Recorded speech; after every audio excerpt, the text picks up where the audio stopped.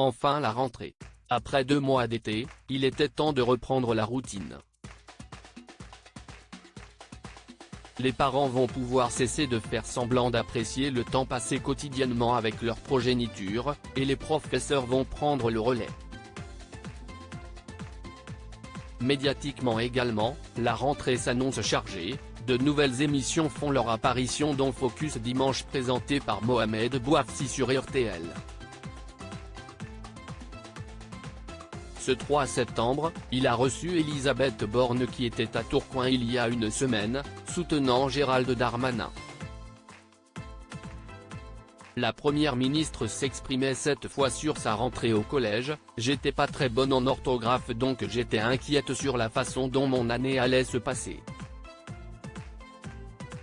Après ce souvenir plutôt intime, la première ministre renouvelée dans ses fonctions en juillet dernier, a repris ces éléments de langage pour ne pas oublier de remercier les professeurs de leur aide et encourager les élèves à les solliciter plus souvent.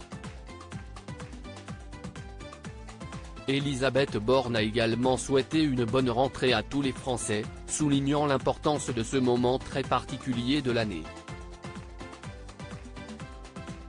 Elisabeth Borne, l'évolution physique de la première ministre en images. Elisabeth Borne critiquée par ses ministres. Elisabeth Borne s'est déjà retrouvée sous le feu des critiques en cette rentrée politique, avec des ministres qui pointent du doigt son attitude jugée hautaine.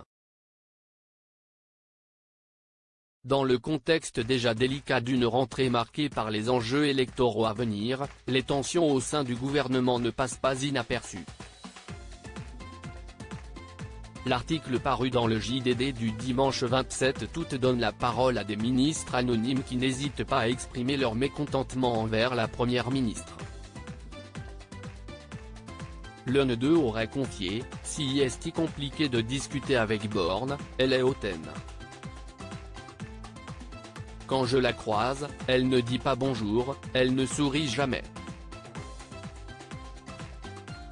Elisabeth Borne qui a l'habitude de ce genre de critiques devrait en faire fi sans grande difficulté. Crédit photo, Federico Pestellini panoramique.